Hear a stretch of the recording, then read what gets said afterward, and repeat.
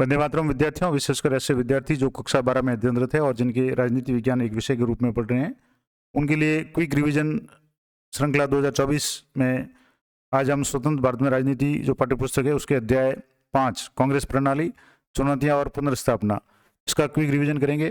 प्रयास करूंगा कि 10 से 12 मिनट के अंदर अंदर पूरे पाठ का रिवीजन हो जाए और कोशिश करूंगा बहुत जल्दी इस वीडियो के डिस्क्रिप्शन में गूगल क्विज का लिंक दे दूंगा, जहां से आप गूगल क्विज है इस पाठ से संबंधित जितना प्रश्न है उनका अभ्यास कर सकें और आप जो भी आंसर देंगे उनका फिर आप सबमिट करने के बाद में अपना मूल्यांकन देख सकते हैं कि आपके कितने प्रश्न सही हुए, कितने गलत हुए, सही उत्तर क्या था, सारी जानकारी आपको मिल जाएगी। तो उस क्विज में आप जरूर भाग लें। मैं यथाशीघ्र इस वीडियो के डिस्क्रिप्शन में वो क्विज का लिंक दे दूंगा। तो आइए शुरू करते हैं। अध्याय 5 कांग्रेस प्रणाली, चुनौतियां और पुनर्स्थापना। सबसे पहली जो चुनौती थी वो राजनीतिक उत्तराधिकार की चुनौती। मई 1964 में नेहरू जी की मृत्यु हो गई और उसके बाद में उनके राजनीतिक उत्तराधिकारी को लेकर बड़े अंदेशे लगाए गए कि नेहरू के बाद में देश की कमान कौन संभालेगा। एक जो शब्द आता है खतरनाक दशक, 1960 के दशक को खतरनाक दशक कहा जाता है क्योंकि गरीबी, गैर बराबरी, सांप्रदायिक और क्षेत्रीय विभाजन आदि के सवाल अभी भी अनसुलझे थे और इस कारण से 1960 के दशक को खतरनाक दशक कहा गया। अगला जो हमारा पॉइंट है वो है शास्त्री जी, यानी शास्त्री जी के बारे में जानेंगे। तो नेहरू जी की मृत्यु के तुरंत बाद में कांग्रेस पार्टी में तत्कालीन अध्यक्ष के कामराज ने अपनी पार्टी के नेताओं और सांसदों से सलाह मशविरा किया और लाल बहादुर शास्त्री को 1964 में प्रधानमंत्री बनाया गया, जो 1966 तक रहे।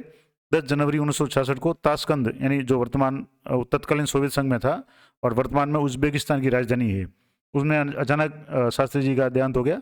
शास्त्री जी 1951 से 56 तक केंद्रीय मंत्री भी रहे और इसी दौरान एक रेल दुर्घटना की नैतिक जिम्मेदारी लेते हुए उन्होंने रेल मंत्री पद से इस्तीफा दे दिया और 1957 से 64 तक वे पूर्व मंत्री भी रहे और उन्होंने जो प्रसिद्ध नारा था जय जवान जय किसान, वो नारा भी शास्त्री जी ने ही दिया था। अगला हमारा इम्पोर्टेंट जो टॉपिक है या पॉइंट है वो है इंदिरा गांधी। अचानक शास्त्री जी जो मृत्यु होगी अचानक, उसके बाद में पुनः जो राजनीतिक उत्तराधिकारी का संकट पैदा हुआ और इस बार जो मुकाबला था कांग्रेस पार्टी में वो मोरारजी देसाई और इंदिरा गांधी के बीच में था। किसी भी एक नाम पे सर्वसम्मति नहीं होने के कारण कांग्रेस के जो भी सांसद थे, तत्कालीन सांसद थे, उन्होंने गुप्त मतदान का सहारा लिया और इसमें इंदिरा गांधी ने मोरारजी देसाई को हरा दिया और मोरारजी देसाई उस समय मुंबई प्रांत के मुख्यमंत्री रह चुके थे। इंदिरा गांधी की बात करें तो 1917 से 1984 तक इनका जीवन काल रहा, 1966 से 77 तक और फिर 1980 से 84 तक भारत की प्रधानमंत्री रही। 1971 और 1980 के आम चुनावों में कांग्रेस पार्टी को अपने नेतृत्व में उन्होंने विजयी बनाया और गरीबी हटाओ का नारा दिया। 31 अक्टूबर 1984 को इनकी हत्या कर दी गई। अगला जो इम्पोर्टेंट टॉपिक आपके पाठ्य पुस्तक में है वो है चौथा आम चुनाव 1967। जनवरी 1967 के चुनाव में कांग्रेस ने अनेक दिग्गज नेता है चुनाव हार गए थे और उस समय कांग्रेस से 9 राज्यों जिसमें पंजाब, हरियाणा, उत्तर प्रदेश, बिहार, पश्चिम बंगाल, उड़ीसा और मद्रास में सरकार नहीं बना सकी और 1952 से जो पूरे देश में कांग्रेस का दबदबा था, यानी जो कह सकते हैं कि एकाधिकार था, वो 1967 के चुनावों में समाप्त हो गया। अगला है चुनावों का संदर्भ। 60 के दशक में अनेक कारणों से देश में गंभीर आर्थिक संकट था, जिसके कारण कीमतों में तेजी से वृद्धि हुई, खाद्यान्न की कमी हुई, बढ़ती बेरोजगारी के कारण लोगों की स्थिति बदतर हो गई और लोग सरकार के विरोध में उतर आए और इसी काल में गंभीर सांप्रदायिक दंगे भी हुए। तो 60 का दशक, इसीलिए 60 के दशक को खतरनाक दशक की भी उपाधि दी गई थी, जो आपने अभी पढ़ा था पिछले वीडियो में। मार्क्सवादी समाजवादी दल से अलग हुए मार्क्सवादी लेनिनवादी गुट ने सशस्त्र कृषक विद्रोह का नेतृत्व किया और किसानों को संगठित किया। एक और शब्द आता है गैर कांग्रेसवाद। कांग्रेस विरोधी जो वोटों को चुनाव में बढ़ने से रोकने के लिए सभी जो विरोधी दल थे वो एकजुट होकर के सभी राज्यों में कांग्रेस विरोधी एक मोर्चा बनाया और समाजवादी नेता राम मनोहर लोहिया ने इसे ही गैर कांग्रेसवाद का नारा दिया। अगला इंपॉर्टेंट जो पॉइंट है राम मनोहर लोहिया, इनके बारे में जानेंगे। तो राम मनोहर लोहिया है जिनका जीवन काल 1910 से 1967 तक रहा।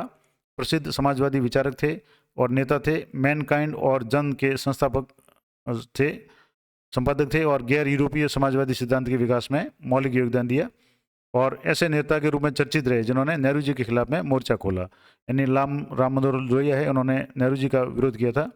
अगला हमारा पॉइंट है राजनीतिक भूकंप। 1967 के चुनाव परिणामों से कांग्रेस को राष्ट्रीय और प्रांतीय स्तर पर गहरा धक्का लगा, यानी उसका एकाधिकार खत्म हो गया और तत्कालीन जो अनेक राजनीतिक पर्यवेक्षक थे उन्होंने इस चुनाव के परिणाम को राजनीतिक भूकंप की संज्ञा दी। यानी 1967 के जो चुनाव थे 1967 के, उन्हीं को राजनीतिक भूकंप की संज्ञा दी गई। अब एक और जुमला आया था दल बदल का मामला, जिसमें आयाराम गयाराम वाला जुमला जो था वो क्या था, तो 1967 में विधायकों द्वारा तुरंत फुरत यानी बहुत जल्दी पार्टी छोड़कर दूसरी पार्टी में शामिल होने की घटनाओं से राजनीतिक शब्दकोश में एक नया जुमला आया जिसे आयाराम गयाराम कहा गया। यानी तुरंत है वो विधायकों ने अपनी अपनी पार्टी छोड़ करके नई पार्टी में शामिल हो गए और जैसा भी जहां लाभ दिखा पार्टी चेंज कर दी। 1967 के आम चुनाव के बाद में कांग्रेस छोड़ने वाले विधायकों ने 3 राज्यों खास करके हरियाणा, मध्य प्रदेश और उत्तर प्रदेश में गैर कांग्रेसी सरकारों को बहाल करने में अपनी भूमिका निभाई और उसी समय ये जुमला यानी आयाराम गयाराम वाला प्रसिद्ध हुआ। अगला पॉइंट है इंदिरा बनाम सिंडिकेट। सिंडिकेट है वो कांग्रेस के भीतर एक ताकतवर और प्रभावशाली नेताओं का समूह था जिसने इंदिरा गांधी को प्रधानमंत्री बनवाने में महत्वपूर्ण भूमिका निभाई। इसके नेताओं में मद्रास प्रांत के भूतपूर्व मुख्यमंत्री और कांग्रेस के अध्यक्ष रह चुके के कामराज थे।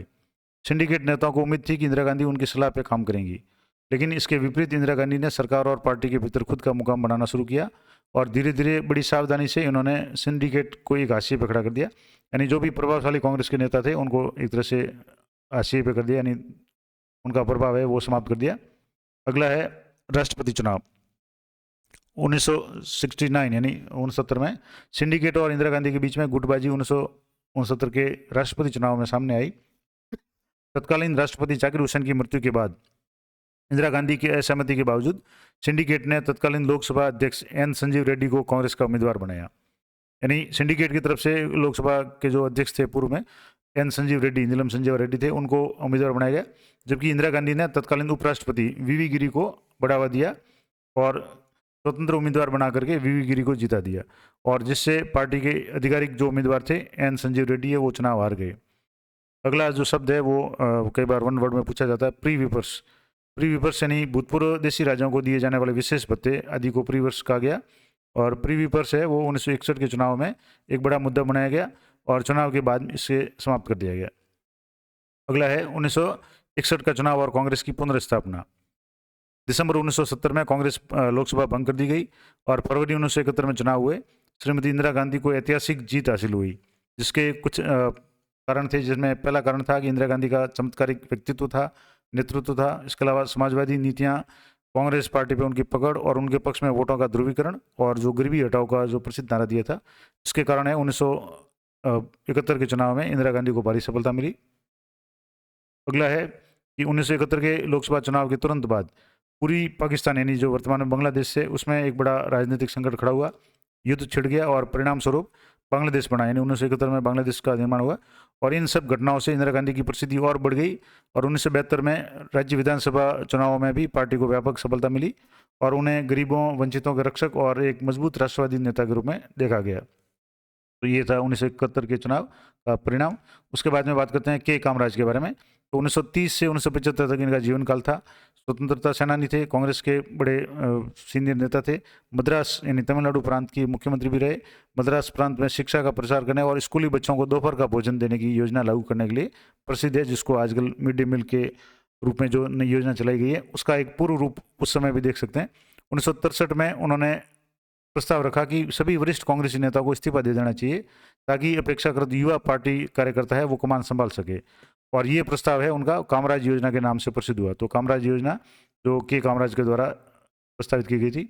अगला शब्द है युवा तुर्क। कांग्रेस का एक गुट है जिसमें चंद्रशेखर, चरणजीत यादव, मोहन धारिया, कृष्णकांत, आर के सिन्हा शामिल थे। ये जो गुट है वो युवा तुर्क गुट कहलाया और सिंडिकेट के प्रमुख नेता उस समय जो थे वो के कामराज थे, एस के पाटिल थे, अतुल्य घोष और एस निजलिंगप्पा थे। तो दो जो गुट थे, सिंडिकेट गुट जिसमें कांग्रेस के पुराने नेता थे और युवा तुर्क जो गुट था उसमें चंद्रशेखर, चरणजीत यादव, मोहन धारिया, कृष्णकांत, आर के सिन्हा जैसे नेता शामिल थे। अगला है 1970 के चुनाव में कांग्रेस की हार का जो बड़ा कारण था वो सबसे बड़ा कारण था कि दो इन गुटों में यानी कांग्रेस का जो विभाजन है, युवा तुर्क और सिंडिकेट में बंटना भी एक बहुत बड़ा कारण था। अब है बाद के बदलाव। 1960 के दशक में इंदिरा गांधी के नेतृत्व में सरकार ने फैसला किया कि अर्थव्यवस्था के नियंत्रण और निर्देशन में राज्य की बड़ी भूमिका निभाएगा और इसके लिए 14 जो निजी बैंक था उनका राष्ट्रीयकरण कर दिया गया। लेकिन सरकारी नियंत्रण वाली जो अर्थव्यवस्था के पक्ष में बनी सहमति है वो अधिक दिनों तक कायम नहीं रह सकी। इसके कुछ कारण थे, क्योंकि पहला तो था कि भारत की जो आर्थिक प्रगति दर है वो 3 से 3.5% तक ही रही, बहुत कम रही। इसके अलावा सार्वजनिक क्षेत्र के उद्योगों में भ्रष्टाचार और अकुशलता का जोर बढ़ा, नौकरशाही के प्रति लोगों का विश्वास टूट गया और फलतः 1980 के दशक के बाद से अर्थव्यवस्था में राज्य की भूमिका को कम कर दिया गया, जो पहले बढ़ा दिया था। तो ये कुछ इम्पोर्टेंट पॉइंट से कांग्रेस प्रणाली, जो भी अध्याय आपका था, तीसरा अध्याय, इसके संबंध में, यानी कांग्रेस प्रणाली, चुनौतियाँ और पुनर्स्थापना, प्रयास किया कि 10 से 12 मिनट में आपका क्विक रिवीजन हो जाए। इसी तरह से मैंने प्रत्येक पार्ट के वीडियो बना रखे हैं, आप एक बार चैनल पे विजिट जरूर करें, पूरी प्लेलिस्ट आपको मिल जाएगी। और इस वीडियो की डिस्क्रिप्शन में बहुत जल्दी मैं गूगल क्विज दे दूंगा, जिसको आप देख करके अपना एक बार भाग जरूर लें, अपना मूल्यांकन जरूर करें। तो मिलते हैं नेक्स्ट वीडियो में, तब तक जय हिंद, जय भारत।